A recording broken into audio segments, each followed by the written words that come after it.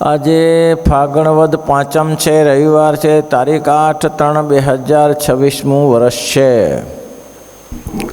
નિત્યાનંદ સ્વામીનો પ્રશ્ન છે, કોઈને દેહાભિમાન તથા પંચવિષયમાં આસક્તિ હોય તો પણ સત્સંગમાં નભ્યો જાય છે, તે કેમ સમજવું?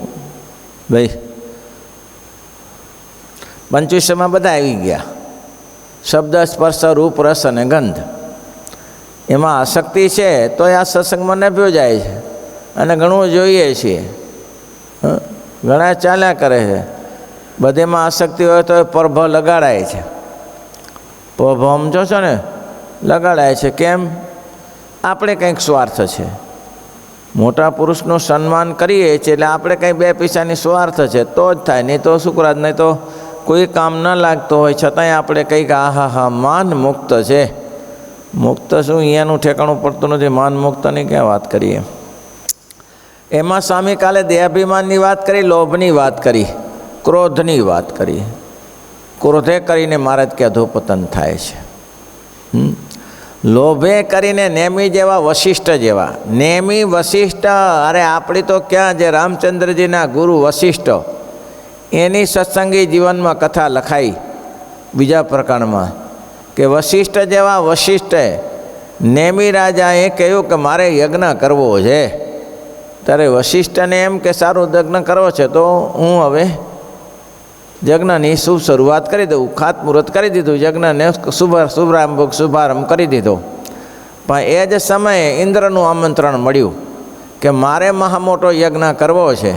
એટલે હવે એ તો વશિષ્ઠને એટલી તો ખબર હતી ને, નેમી આપીને શું આપશે, અને ઇન્દ્ર તો એ મહારાજા છે, એને તો શું તકલીફ છે ત્યારે. એટલે આનો યજ્ઞનો આરંભ કરાવી અને ઇન્દ્રનું યજ્ઞ કરવા ગયા. હવે આ ભાઈ રાહ જોઈને બેસી રહ્યા, ગુરુ ગયા ક્યારે આવશે, ગુરુ ગયા ક્યારે આવશે. પછી એને થયું શરીરનું કાંઈ ભરોસો નથી, કાલે શરીર પડી જાય તો શું, આ યજ્ઞનું શું થાય? અને કામ કરેલું અધૂરું જરી રાખીએ તો ફરીથી જન્મ લેવો પડે, એનું કરવું શું? આનો વિચાર કર્યો. એટલે બીજા પછી જજમાન ગોર બોલાવીને યજ્ઞની પૂર્ણાવતિ કરી દીધી. પૂર્ણાવતિ કરીને તેમાં વશિષ્ઠજી આવ્યા. પૂર્ણાવતિ કર્યાને સમય આવ્યા અને જોયું તો અહીં તો યજ્ઞની પૂર્ણાવતિ થાય છે. પહેલાં કીધું, ગુરુજી ભલે પધાર્યા, ભલે પધાર્યા, આવો આવો, આ મંત્રોચ્ચાર કરીને પૂર્ણાવતિ કરો. એટલે પૂર્ણાવતિની ક્યાં વાત કરે? યજ્ઞ કર્યો કોને? એ તો કે મેં આ કર્યો, મેં યજ્ઞનો આરંભ કરાવ્યો અને મારો યજ્ઞ તે બીજાને આપ્યો જ કેમ? શ્રાપ આપી દીધો. જા લે, નેમીને શ્રાપ આવ્યો, તારું મૃત્યુ થાય. ભારે કરી વાંચશું, જજમાનનો વાંક શું હતો કયો? જજમાનનો વાંક શું? શરીરને કંઈ નાશવંતપણું છે. અને એટલા જ માટે જનક મહારાજા નવજોગેશ્વરને એક સાથે એમ ભેટ્યા. નવજોગેશ્વરને એક સાથે ભેટ્યા. ત્યારે લોકોએ કહ્યું કે એક પછી ના ભેટાય, એક સાથે નવને શું કરવા ભેટવું પડે? નવજોગેશ્વરો છે તો એક પછી ભેટવું. તો કે જનક રાજા કે એ ભરોસો મને નથી, એ ભરોસો મને નથી કે નવને ભેટવા જાઉં તો સુધી મારું શરીર રહે કે ના રહે. ફળી વેચમાં પડી જાય તો આટલે દૂરથી આવેલા મહાત્માને ભેટવાનું રહી જાય. બોલો, ક્ષણભંગુર શરીરનો કોઈ નિયમ છે કે ક્યાં શું પડી જશે? યુધિષ્ઠિર રાજાને આંગળે એક મહેમાન આવ્યા, એટલે જાચક આવ્યા અને કહ્યું કે મહારાજા મને કંઈક આપો, ગરીબ માણસ છું. યુધિષ્ઠિર કે સૂર્યાસ્ત થઈ ગયો છે, સૂર્યાસ્ત થઈ ગયો છે, હવે અત્યારે તો હવે દાન ના આપી શકાય. એમ કરો, કાલ સવારે આવજો, હું તમને દાન આપીશ, તમને તમારી ઈચ્છા પૂરી કરીશ. આ શબ્દ ભીમે સાંભળ્યા, મોટું યુદ્ધનું રણસંગું પડ્યું, ફૂંક્યું તરત ત્યાં, તે શંખ વગાડીને ચાલુ કર્યું. અરે યુધિષ્ઠિરે કહ્યું કે આ ભીમ આ શું કરે છે? તો કે જીત્યા. શું જીત્યા? પણ ક્યાંય યુદ્ધ નથી, કંઈ એવું વાતાવરણ નથી, જીતવાનો પ્રશ્ન જ ક્યાં છે? તો કે તમે જીત્યા. તો કે હું શું જીત્યો? 24 કલાકનો સમય તમે આજે આને કીધું કાલે આવજે, 24 કલાક તો તમને ખબર તેમ નથી મરવાના. આ જીતી ગયા ને, સમયની જીતી ગયા ને. મારા ભાઈને માટે હું ગૌરવ અનુભવું છું કે મારા ભાઈ ત્રિકાળ દ્રષ્ટિ છે કે કાલ સુધી મરવાના નથી. અને પહેલાં યુધિષ્ઠિરે તરત જાચકને બોલાવીને કે ભાઈ આ રણશંકુ ફૂંકાય, આ તો અહીંયા ફૂંક્યું પણ મારું ફૂંકાય એના કરતાં પહેલું દાન લઈ જા. અને એટલા જ માટે મહારાજે કહ્યું કાર્યમ ન સહસા કિંચિત કાર્યો ધર્મ તું સત્વરમ પાઠની અધિત્ય કાર્યો સંગોનમ સતમ. એક જ માં 4 કલમ મૂકી દીધી. કાર્યમ ન સહસા કિંચિત, કોઈ પણ ધર્મ તમારા વ્યવહાર સંબંધી કાર્યને 17 વાર વિચારવું, 4 જણાને પૂછવું કે આ કરવું કે ના કરવું, અને પછી પોતાને નિર્ણય લેવો. ઘરનાને કુટુંબીને પૂછવું કે આ કરવું કે ના કરવું, અને બધા સંમત થાય પછી કરવું. અને પછી બગડે તો એ બધાની જવાબદારી, એકની કોઈની જવાબદારી નહીં. પણ ધર્મ સંબંધી કાર્યમાં એ વિચાર જ નહીં કરવાનો. ધર્મ સંબંધી કાર્ય તત્કાળ કરી નાખવાનું, એમાં કોઈની રાહ નહીં જોવાની. ભાઈ શું થાય શું ના થાય એ પૂરું કરી નાખવું. તમે લખ્યું હોય અમદાવાદમાં એક સોની હતા, એના પત્નીની પાછળ કથા કરે અને પત્ની જીવત જીવતચર્યા માટે. એટલે મને કીધું કે કથા કરી આપો સ્વામી. મેં કહ્યું કરો, તારીખ નક્કી કરી આપીએ. મંદિરમાં કરવી હોય તો મંદિરમાં. એ કે બહુ બીમાર છે. મેં કહ્યું અહીંયા પથારી કરી દઈશું. એમાં પથારી પડે સાંભળશે. બીમાર છે એના માટે કોઈ પ્રતિબંધ નથી હોતો. સારું સામે વિચાર કરીને કહું. 6 મહિને પાછો આવ્યો. 6 મહિને પત્ની મરી ગયા. પછી શું મને કે હવે એને પાછળ કથા કરીએ. હું તો આવો કાંઈ પાછળે થાય એમાં શું વાંધો. એ પાછો 2-4 મહિના નીકળી ગયા. પછી એક દિવસ મને ભટકાયો. મને કે કરવી તો છે પણ હે બધું સારું હરખું મળતું નથી. જ્યારે મળે ત્યારે આવજે કીધું. એ મરી ગયો. એ શું મળે થાય કોઈ દિવસ એવું. ત્યારે મહારાજ ઋણ પધાર્યા. તુલસી જ્યારે મહારાજ આવ્યા ને ત્યારે કે મહારાજને કે મહારાજ યજ્ઞ તો અમારે કરવો છે પણ અમારા ઘરે તમે ક્યાં આવો, તમે મોટા મોટાને ત્યાં જાઓ. એટલે મહારાજ કે હારે આને શું કરવું હારે કે અરે મારે મોટા છું ને મારે નાના છું. ભગવાન કે મારે મોટા છું ને નાના છું. ભગવાન તો બહુ ગ્રાહકના ધણી હતા, ગરીબના માલિક હતા, ભાગ્યાના ભેરું હતા. તે મહારાજ એક પરા નીકળ્યા ત્યાંથી. એટલે મહારાજ કે જાને તુલસીનો યજ્ઞ પતાવતા જઈએ. તે 200 સાધુ ને 50 પાર્ષદો નીકળ્યા, તુલસીદાસના મહેમાન. તુલસીને કહ્યું કે આવી ગયા, લે તારે યજ્ઞ કરવાની કરો તૈયારી. ત્યારે શેની તૈયારી? યજ્ઞ કરવાની તૈયારી. અરે આમ તો કંઈ યજ્ઞ થાય, સામગ્રી બધી ભેગી કરવી પડે. આ છે સામગ્રી ભેગી કરવા 50 જણા છે પાર્ષદો, પૈસા આપો. બાકી તો યજ્ઞની સામગ્રી અમે તૈયાર કરી દઈએ. તો કે મારે સંબંધીને મળવું પડે. તો અહીંયા 15 દિવસ પડ્યા રહેશું. મહારાજ કે સંબંધીને ભેગા કર. મહારાજે ચોટ્યા પાછા છોડતા હશે. 15 દિવસ અહીંયા પડ્યા રહેશું. કે રસોડા તારે કંઈ પૈસાની તો ખામી છે નહીં, તું રસોડું તારે કરજે, સંતોને જમાડજે ને બેસીશું. અરે મહારાજ એ વાત તમારી સાચી. અમારે તો ઘણી ઈચ્છા હોય પણ સંબંધી બધા ભેગા થાય. તે સંબંધી ભેગા કરને મહારાજ કે કોણ ના પાડે છે. મહારાજ એમ તો ના થાય. મહારાજ ખીજાણા. મહારાજ કે હવા લફંગાને ત્યાં વાર ઘડી આવીને ઉપાધિ કરે. મારે યજ્ઞ કરવો છે પણ મહારાજ ક્યાં આવે, મોટા મોટાને ત્યાં જાય. બીજે દિવસ સભા કરીને મહારાજે તુલસીને બોઠો પાડ્યો. મહારાજ કે આવાને ઓળખી રાખવા, કંજૂસને જાહેરમાં હો, આવા કંજૂસને ઓળખી રાખવા. આપણે પાછા પાડે કે એને કંઈ રૂપિયો ગાંઠમાં ખર્ચ કરવું નહીં. આવું હોય ભાઈ હો, આવા ઘણી જગ્યાએ હોય. ઘણી જગ્યાએ હોય. મને વિતરી ડેડિયાસણમાં એક કાકો છે, મહાપૂજા કરવી છે. હું આટલેથી ત્યાં ગયો મહાપૂજા કરવા. અરે હું તો કે મેં કીધું પાછું હું ત્યાં આવું છું તો મહાપૂજા પતી જશે તમારી. તે કે હું તો વિરમગામ કથા સાંભળવા ગયો છું. લે મેં કીધું મહાપૂજાને તમે કહેતા ને હજી રાડો પાડે છે.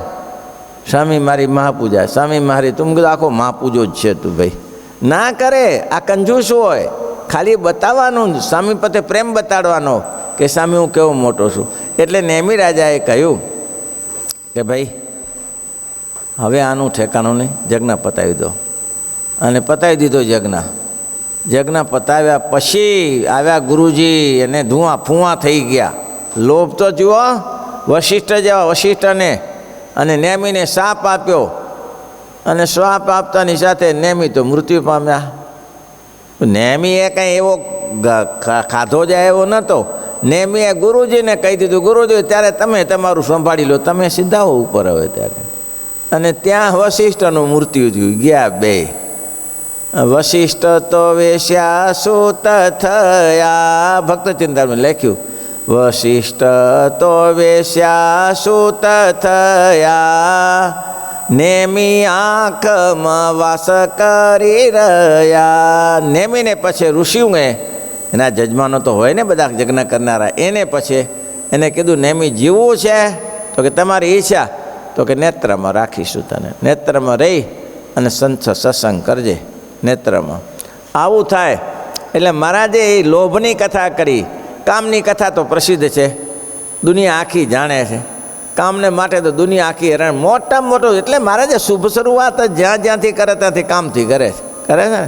જ્યારે શુભ શરૂઆત કામ, ક્રોધ, લોભ, એવું નથી કહેતા ક્રોધ, લોભ, કામની.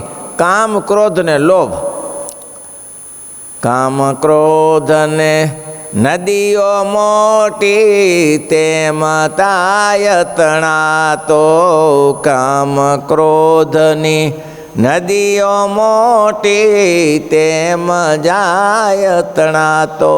કામ ક્રોધની નદીઓ એમાં જીવ માત્ર તણાયા કરે છે.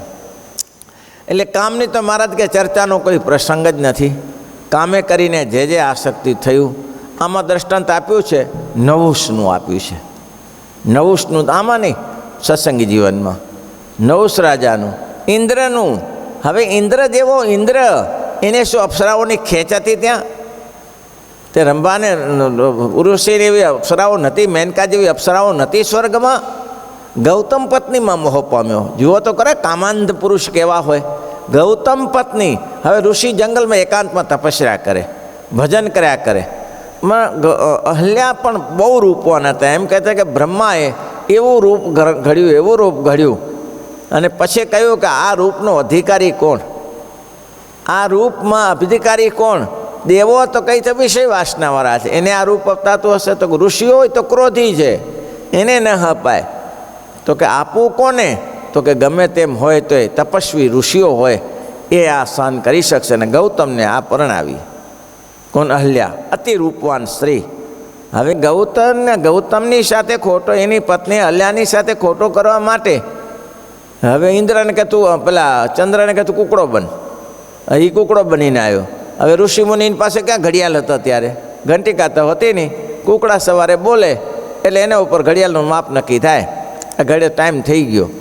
તે એ વારી રાત્રે 2 વાગે કુકડાનું રૂપ લઈને આવ્યો અને બોલ્યો. ઋષિમુનિ કે આજે કેમ વહેલી પડી ગયું? તો 9 વાગ્યા.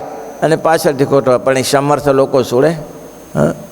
પાણી નાખીને કીધું કે તું આના માટે આસક્ત થયો છો, ઋષિ પત્ની ઉપર આસક્ત થયો છો.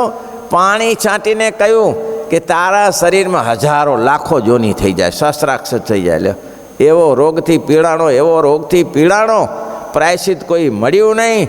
અને પછી ઋષિમુનિઓ કહે છે કે હવે તું 12 વર્ષ સુધી એકાંતમાં રહે, ફળ ફૂલ ખા, અને એને તારી ઉપાદ પરાશ્ચિત થશે, તે સિવાય નહીં થાય. એટલી હેરાન થોડી માટે કેટલું. અને મહારાજે કેવું લખ્યું? એક દિવસ જો સ્ત્રી સંગ થયો, એકાંતમાં સ્ત્રીનો સંગ થયો, દુરાકર્મ થયું, તો 12 મહિના સુધી ધારણા પારણા નામનું વ્રત કરે ત્યારે છૂટકો થાય. એમાં પછી બાળક 8 વર્ષથી 16 વર્ષનો હોય કે 80 વર્ષથી ઉપરનો હોય, એને આ પ્રાયશ્ચિત લાગે ને લાગે, એ ગમે તે હોય, એને આ પ્રાયશ્ચિત ફરજિયાત છે. કારણ કે બીજામાં એવું પાપ નથી બતાવ્યું, પણ આમાં સ્ત્રી પ્રસંગમાં આવું મોટું પાપ બતાવ્યું છે. અને એને પછી આ ગાદી ખાલી પડી ઇન્દ્રની ગાદી કોણ ભરપાઈ કરે? હવે એમાં કીધું કે ભાઈ હવે એવો તો બીજો કોણ છે? પણ નવુસ છે પૃથ્વી ઉપર, નવુસ બુદ્ધિશાળી છે. અને એ દેવોને ટક્કર મારે, નવુસને લાયા, નવુસને ગાદી અર્પણ કરી અભિષેક કર્યો. પછી નવુસ કે બધું મારું જોઈએ ને, હવે ગાદી અભિષેક કર્યો તો કે આ બધું તારું જોઈએ. તો કે ઇન્દ્રાણી મારી જ થાય ને. હવે લે, હવે બધું ના અપાય ભાઈ, જેટલું અપાય તો અપાતું હશે. પહેલે એક જોક્સ કરેલો એક ભાઈએ, વક્તાએ, એક બધી ફાઇલો બધી પોતાના જમાઈને આપેલી. મિનિસ્ટર હતા, આદિ વીસી હતા, ને બધી વીસી સીએમ હતા, એને બધી ફાઇલો આપેલી. એટલે એક ભાઈ કે તમે કામ તો સારું કરો છો, પણ ફાઇલો જમાઈને ન અપાય, ફાઇલને તમારી દીકરી અપાય કે શું અપાય? તમારા જમાઈને દીકરી અપાય કે ફાઇલો ન અપાય. જેનું જે કામ હોય એ કરે ને. નવસનું કામ એટલું હતું, ગાદી સંભાળવાનું હતું. એને વળી ઇન્દ્રણીની સાથે પાછો વિવાદ થયો પાછો. હવે એમાં પાછો હવે રાજાને પાછો સમજાવે કોણ? આ સમજે નહીં કોઈથી. તો ઇન્દ્રાણી સમજ્યું કે આ ભ્રષ્ટ કરશે મને, હું તો સતી છું. એ તો બાળી નાખે એવી સમર્થ હતી, પણ એ કે આ કરવા છતાં કંઈક એવું નવું કંઈક કાઢીએ. એટલે એને કીધું કે અત્યાર સુધીમાં કોઈ વાહન ઉપર કોઈ ના બેઠું હોય એવું વાહન લાવો અને હું તમારી સાથે લગ્ન કરીશ. અત્યાર સુધીમાં કોઈ વાહનમાં કોઈ ના બેઠું હોય એમાં હું તમારી સાથે લગ્ન કરીશ. બરાબર. અને બીજું વિચાર્યું બહુ, શું મળે આના માટે, શું મળે? વચરામૃત 17મું છે ભાઈ. નિત્યાનંદ સ્વામીનો પ્રશ્ન છે, કોઈ દેહાભિમાની હોય તો એ 25માં આસક્તિ હોય તો નભ્યો જાય છે. આવા બધા નભ્યા જ ગયા છે ને તારે તો એ ગાઈ જ છે ને આપણે ઇન્દ્રદેવની ચંદ્રની કથાઓ બધા. તો કેવું છે ત્યારે કોરું વાહન લાવજો. શું કર્યું? પાલખી બનાવી, સાધુને જોડ્યા. લે, સાધુને અંદર જોડ્યા. ચલો ઉઠાવો પાલખી. સાધુ પાલખી ઉઠાવે, અધોપતનનું પહેલું સ્થાન નહીં? રામાયણમાં કર્યું એ સાધુ પાઈ કરાવઈ સેવા, સાધુ પાઈ કરાવઈ સે. તુલસીદાસ કે અધોપતનનું સ્થાન શું? તો કે સાધુ પાસે જે સેવા કરાવી એનાથી મોટું કોઈ અધોપતન નથી. સાધુ પાસે જે સેવા કરાવો, સાધુને પગ પૂજવાના હોય, એને આરતી, એને તે પૂજો કરાવવાની. આરતી તો ઠાકોરજીની ઉતરે, પણ મહાપુરુષોને પૂજન કરવાનું, પુષ્પ ચોખા અર્પણ કરવાનું, એની પાસે સદુપદેશ લેવાનો હોય. હવે એની પાસે તમે મજૂરી કરાવો તો ક્યાં જઈને ઊભા રહે? અને એ સાધુની પાસે પાલખી ઉપડાવી અને ઉતાવળ બહુ પાછી ઇન્દ્રાને મળવા માટે. લગ્ન થવાના છે ને. નહુસ પૃથ્વીનો સ્વર્ગ પડ્યું, ઊંચ નિવાસ નીચ કરસ્તુતિ. તુલસીદાસની ચોપાઈ છે. ઊંચ નિવાસ નીચ કરસ્તુતિ, ઊંચ નિવાસ નીચ કરસ્તુતિ, જાની ન સકાય પરાઈ વિભૂતિ, જાની ન સકાય પરાઈ વિભૂતિ. આ સૂત્ર ગોખી રાખવા જેવું છે. જગતમાં મહત્ત્વનું છે. ગમે એટલી ઊંચી પદવીને પામ્યો હોય, પણ જેની દ્રષ્ટિ ગીધ જેવી હોય, કાગડા જેવી હોય, એનાથી કોઈ દિવસ લાભ નહીં થાય. ઊંચો નિવાસ છે, દુનિયાભર સુધી જોઈ શકે છે એવી મોટી તાકાત છે. ઊંચ નિવાસ નીચ કરસ્તુતિ, ઊંચ નિવાસ નીચ કરસ્તુતિ, જાની ન સકાય પરાઈ વિભૂતિ, જાની ન સકાય પરાઈ વિભૂતિ. ગમે એટલો બીજાનું કોઈ સારો બંગલો જોઈને જોઈ ન શકે. એ શેનો બગનાઈ જાય? હું જ બનાવું બંગલો. બનાવું તો જેને જેને તાકાત હોય અને એનું નુકસાન કરવામાં છે. લેવા દેવા વગર પેલો સારી ગાડી લાવ્યો હોય તો એને પાછળ પડી જાય. એને કેમ અધોપતન પડે? પણ એ એના પૈસાથી લાવ્યો. આ મોટી હાનિ છે. આ કોઈ આગળ વધી જો કોઈ સારી સંસ્થા બનાવે, એ શેનો સંસ્થા બનાવે? જે કરું તો તું શું દુનિયાનો રાજા છો? તું શું વિશ્વનો રાજા છો? તારી પાસે જેટલું છે હાંચવીને બેઠો રહે. દુનિયાની પાછળ પડવાની તારે ત્યાં જરૂર છે. ઊંચ નિવાસ નીચ કરસ્તુતિ, ઊંચી પદવી મળી હોય પણ નીચાને જોઈ ન શકે, એના સમાન મહારાજ કે મોટું દૂષણ નથી. અને એ અધોપતનનું મોટું સ્થાન. સાધુ પાસે સેવા કરાવે અને ઊંચી પદવી પામ્યા હોય છતાંય નીચ તરફ દ્રષ્ટિ રાખે, નિમ્ન કોટીની દ્રષ્ટિ રાખે. એક જ ધ્યાન રાખવાનું. એક જ ધ્યાન રાખવાનું. શું હશે તો ક્યારેક કામ લાગશે. એને જે કંઈક હશે, લાભ હશે તો કામ લાગશે. આપણે શું કરવા માટે? એને અધોપતન કરવા માટે છીએ. અને જેટલા અધોપતની છે એનું અધોપતન થાય છે. આ સૂત્ર યાદ રાખવાનું. જેટલા કૂવો ખોદે એમાં પોતે જ પડે છે. કંઈ બીજાને લાભ નહીં થતો. પોતાનું જ અધોપતન થાય, કોઈનું અધોપતન ન થાય. કોઈ એમ કે હું એને પાડી દઉં, એના પાડતા પહેલાં તું પડી જઈશ. એના પાડતા પહેલાં તારું પતન થશે. માટે હંમેશને માટે ધ્યાન રાખવાનું કે કોઈ આગળ વધે છે, પહેલાં ઋષિમુનિઓ જેની પાસે શિષ્યો ભણતા અને જેમાં આપણી જે કોનોકેશન આવે છે, જ્યારે કોનોકેશનનો પ્રસંગ આવે ત્યારે ઋષિમુનિઓ એક સૂત્ર આપતા, બેટા વત્સ, તારો અભ્યાસ પૂરો થયો છે, હવે તું તારી જે ઈચ્છા હોય, અહીં બે માર્ગ છે, શ્રેયસ્થ પ્રેયસ્થ દો એવા માર્ગ, એક શ્રેય માર્ગ છે, એક પ્રેય માર્ગ છે. પ્રેય માર્ગ છે એ સંસારમાં જવાનો, શ્રેય માર્ગ છે એ ઋષિમુનિઓનો માર્ગ છે. તારો પંથ તું તારી રીતે સફળ નક્કી કરી લેજે, તારે કયા પંથે જવું છે તું તારો પંથ નક્કી કરજે. અને એક વસ્તુનું ધ્યાન રાખજે, મારા કરતાં કોઈ સારો સંત મળે તો એનો સમાગમ કરજે. મારા કરતાં કોઈ સારા સંત મળે તો મારી અપેક્ષા ન રાખતો કે ગુરુને જ કેમ કરાય, ના, એનો સમાગમ કરજે. સારા સંતોનો સમાગમ કરવાથી જીવ ઉર્ધ્વગતિને પામે છે અને કોઈ કલુષિત પુરુષનો સમાગવાથી અધોગતિને પામે છે. એટલા માટે સવારે પૂજા કરી ત્યારે આ સૂત્ર અવશ્ય બોલો, હે મહારાજ, મને ભગવાનના ભક્તોનો સમાગમ આપજો, સંતોનો સમાગમ આપજો. કુસંગનો સમાગમ, સંત સમાગમ કરીને ઉર્ધ્વગતિને પામે છે અને કુસંગી કરીને અધોગતિને પામે છે. આ મહાપૂજામાં મહારાજે ખાસ કહ્યું છે, આવો મહારાજ કે દરરોજ મારા શબ્દો ઉચ્ચારવો કે મને ભગવાનનો સમાગમ થાય. એવું તો નવુષનું અધોપતન થયું. કેમ? તો કે રસ્તામાં જતાં જતાં હવે ઉતાવળ બહુ હતી, એટલે સર્પ એટલે સંસ્કૃતમાં શબ્દ છે ઝડપી ચાલો, ઝડપી ચાલો.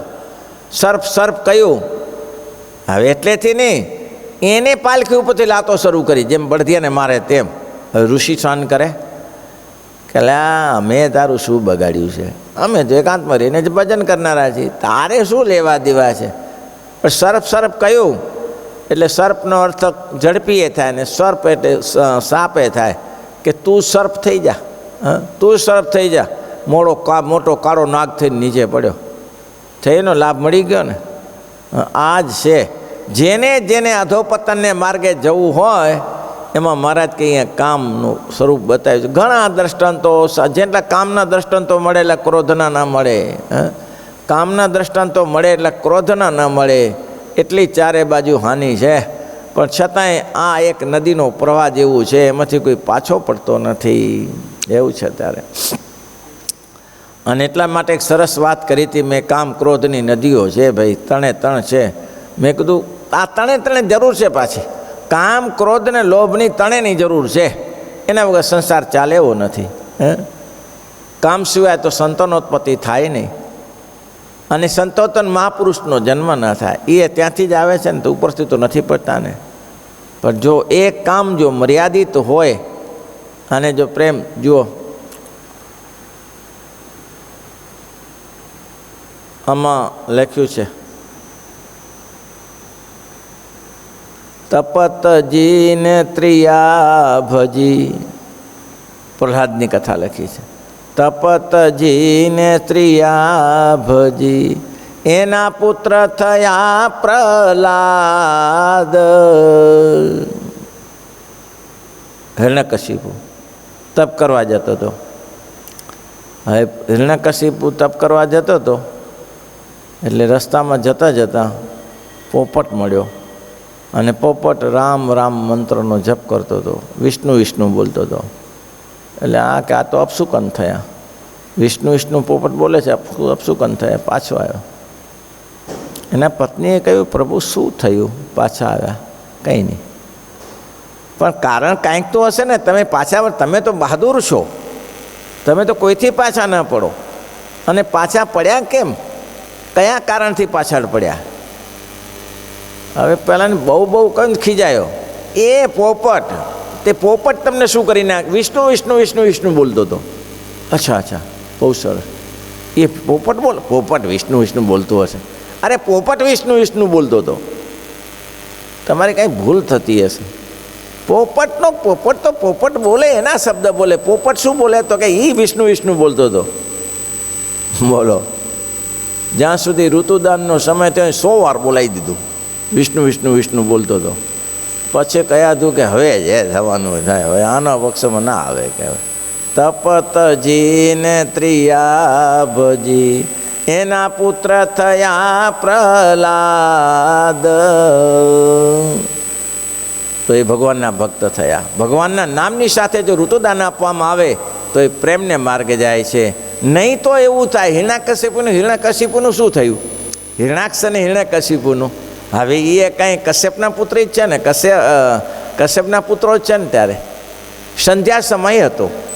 કશ્યપ મુનિ ધ્યાનમાં બેઠેલા અને સંધ્યાવદન કરતા હતા, અને ત્યાં દિતિ આવ્યા. દિતિએ કહ્યું, પ્રભુ થાવ ઊભા. કેમ, શું થયું? શું થયું? નહીં, અત્યારે મારે તમારી સાથે રહ્યો. અલ્યા, તું વિચાર શું કરે છે? આ સંધ્યા સમય છે, અત્યારે દેવો બધા આકાશમાં ફરે છે, દૈત્યો આકાશમાં ફરે છે આ સમયને ઝડપવા માટે, અને તારે આ વિચારવાનો વિચાર આવ્યો? મેં કીધું હું તમારી પત્ની છું, અને મેં કીધું એ થવું જોઈએ. બોલો, પરાણે ઊભા કર્યા કશ્યપને ત્યાંથી. કશ્યપ કે હજી વિચારી લેજે, અનિષ્ટ થશે, અનિષ્ટ થશે, જીવવા જેવું નહીં રહે. કશ્યપે બહુ સમજાવી, દીતિ એક નહીં બીજી નથી. અને ઋતુદાન આપ્યું, અને પછી પછતાઈ કે પ્રભુ તમે ના પાડી મને, હવે શું થશે? હવે થશે, જે થશે જોયા કરજે, હવે જે થાય છે જોયા કરજે. અને હિરણાક્ષ અને હિરણ્યકશિપુ બે જન્મ્યા, માથા ભારે જન્મ્યા, આખી દુનિયાને ત્રાહે ત્યાંય પ્રભાડ્યો. કશ્યપ મુનિ કે આ બધું પાપ તારા માટે આવશે, આ બધું પાપ તારા માટે આવશે. મને ખોટે રસ્તે દોર્યો હતો. પતિની ફરજ છે પત્નીને રાજી કરવી, પણ આમ ના હોય. બીના સમયે પત્નીની ફરજ પતિ બજવે, ગમે ત્યાં ઋષિ હોય, તપસ્વી હોય તોય, પણ આ ધંધો ખોટો કર્યો તે. અને પરિણામમાં શું પરિણામ આવ્યું?